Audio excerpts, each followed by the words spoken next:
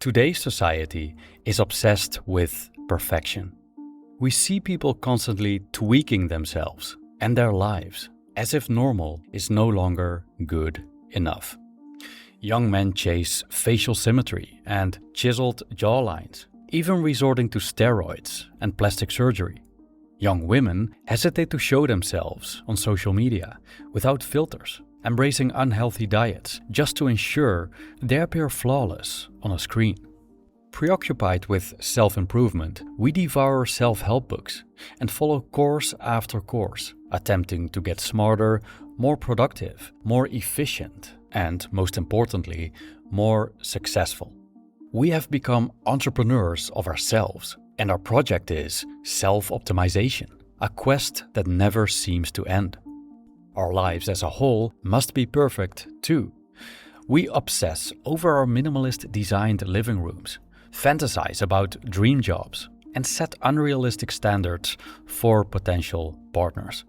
And the emergence of AI has enabled us to iron out our flaws, be it in our writings, our voices, our photos, like never before, creating a super reality where everything is straight and spotless. When we strive for perfection, we strive for an existence without fault. But perfection isn't only impossible and exhausting to pursue, it's also a bit unappealing, even boring. Imperfection is much more interesting as far as the Japanese idea of Wabi Sabi is concerned. And above all, imperfection is real. Wabi Sabi rejects the pursuit of perfection and embraces the reality of imperfection. The philosophy behind Wabi Sabi can help us escape the hamster wheel of chasing ideal lives and ideal selves. It teaches us to appreciate existence as it is, perfectly imperfect.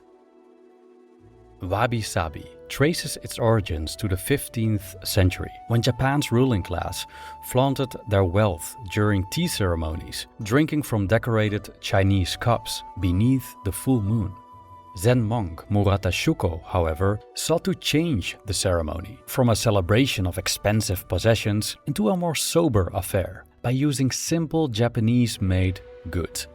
Shuko's successors further transformed the tea ceremony by simplifying the rituals and materials used. They added natural elements and embraced the transient nature of existence. For example, instead of costly ceramic cups, they used plain, old-fashioned ones. And instead of drinking at full moon, it became customary to drink at a partial or clouded moon. The tea ceremony became a tribute to simplicity, impermanence, and imperfection, and thus a prominent historical example of Wabi Sabi. When we look more closely, we see that Buddhist elements lie at the core of Wabi Sabi: impermanence, suffering, and emptiness, known as the three marks of existence. The meaning of the words wabi and sabi has changed over time, and it's difficult to determine a single correct definition. In today's interpretations, wabi refers to simple things, but more in a basic, rough, imperfect, asymmetrical manner, as we find in nature. Sabi refers to things touched by time that show signs of decay or damage. There is a philosophy behind it, but the Wabi Sabi isn't the philosophy itself. Perhaps we can best describe it as an experience, a lucid encounter with the transient, imperfect nature of existence. Pursuing perfection is like chasing a fantasy. We're chasing an idea of wholeness, an ultimate state that cannot be further improved. It's an end goal, it's completeness. But does perfection really exist? Some see perfection as a subjective experience. We call perfect what we deem as enough. A partner one person considers not good enough may be perfect in someone else's eyes. But from an objective standpoint, something that is flawed in any way cannot be perfect. Perfection has no flaws. Perfection seems to exist only as an ideal, a concept, not in the physical world. So whatever form of perfection we strive for, we can only approximate it. We cannot have perfectly symmetrical faces, but with plastic surgery, we can come close.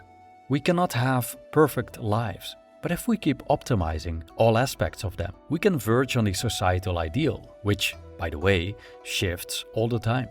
We cannot have the perfect match, but if we keep swiping and dating hundreds of different people, we might find someone who almost fits our demands. Striving for perfection in such a way is a lot of work.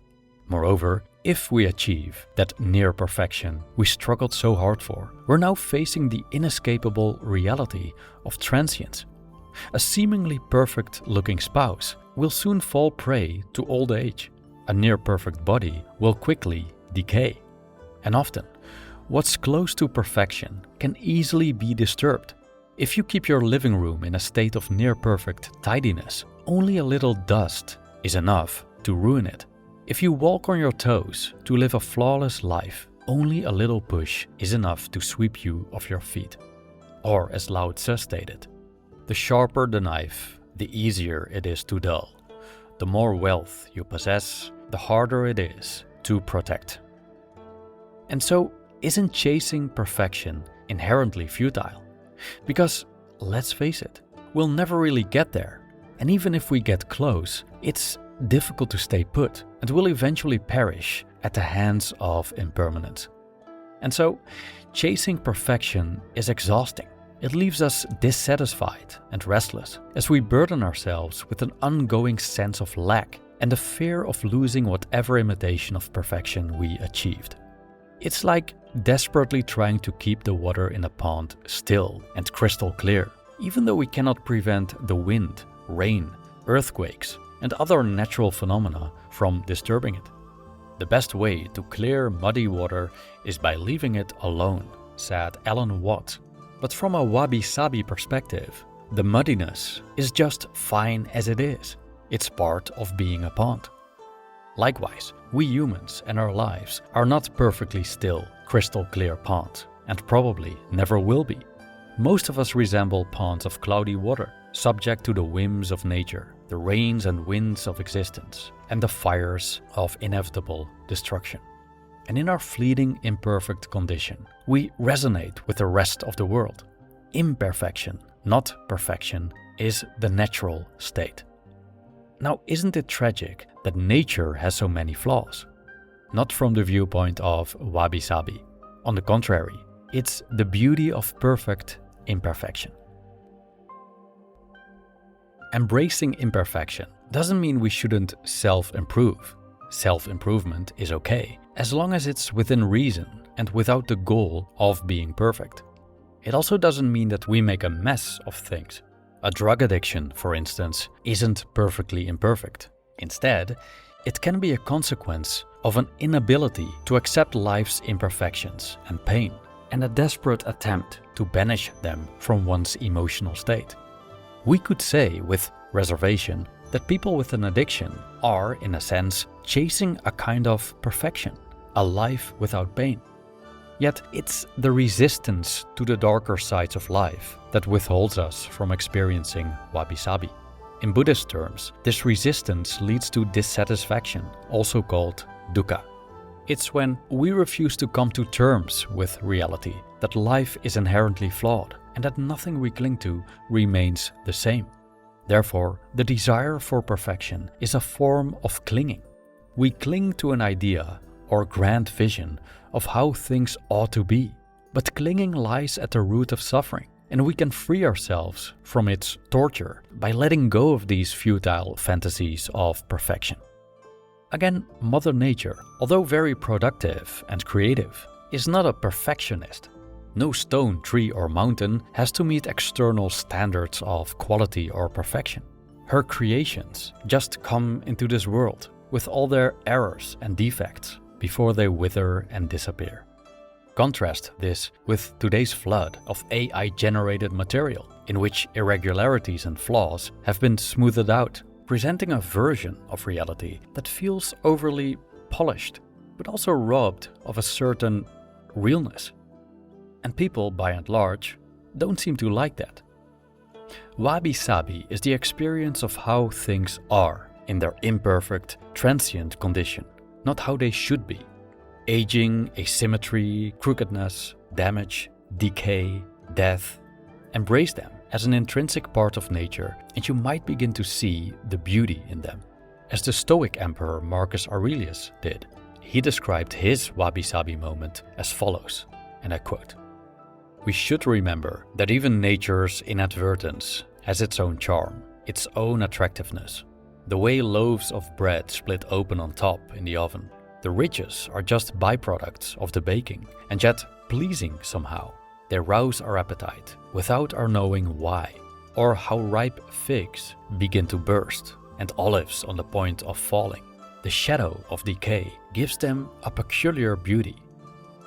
So we could ask ourselves, ironically, is there anything more perfect than the consistently imperfect unfolding of nature? In the book Wabi Sabi, Japanese Wisdom for a Perfectly Imperfect Life, author Beth Kempton explains the history and philosophy behind Wabi Sabi and offers practical solutions to escape the collective pursuit of perfection and embrace imperfection. One of these solutions involves setting up our living environment in a perfectly imperfect way. Wabi Sabi embraces simplicity, for example, but differently from popular forms of minimalism, which generally strive for symmetry, tidiness, and expensive furniture. The minimalism of Wabi Sabi lies in asymmetry, not being overly tidy, and not replacing an old couch with a designer sofa because it looks sleeker. Instead, we make an inventory of the things we have, remove what we don't need, cherish what's left, and only buy something new when we truly need it. We'll end up with a not-so-perfect interior, probably with damaged furniture, chairs that don't match the couch, cracks in the walls, and tableware we've bought at the thrift shop. Talk about beautiful imperfection. We can increase the Wabi Sabi experience by taking nature into our homes. We can use pine cones, pieces of wood from the forest, and seashells from the beach as decorations to create a more naturally imperfect feel.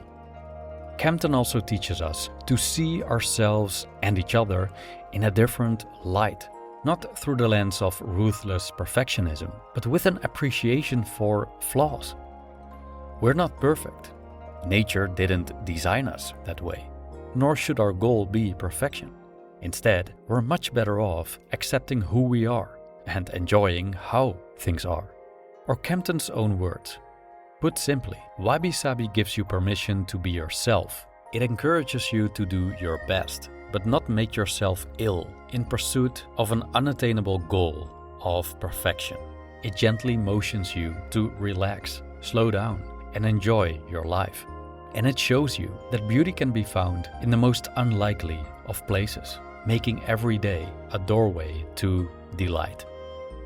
A way to practice slowing down is called forest bathing, in which we walk through the forest very slowly. Instead of being goal-oriented, going from point A to point B, we focus on the beauty of nature and open ourselves up to its healing capabilities. Spending time in nature is proven to reduce stress, anxiety, and worry. It helps us detach from our industrialized society, full of judgment and expectation, and reconnect with the vastness of the universe, welcoming us just as we are. Nature is perfectly imperfect and operates without judgment, without hurry, without trying to be more than it is. In nature, we find nothing but asymmetry, crookedness, defect, and decay. And we humans are no exception. So why not own it? As Alan Watts wrote in his book The Way of Zen, the perfection of Zen is to be perfectly and simply human. In The Last Samurai, Katsumoto gazes at the cherry blossoms and says, "The perfect blossom is a rare thing. You could spend your entire life looking for one, and it would not be a wasted life." But in his final moments, as he looks upon the blossoms for the last time, he whispers, "Perfect. They are all perfect." Katsumoto realizes that what he had been searching for his entire life was always there. The blossoms, with all their flaws, fleeting and fragile, had always been complete in their imperfection. In seeing the beauty of this, he experiences Wabi Sabi. Thanks for watching.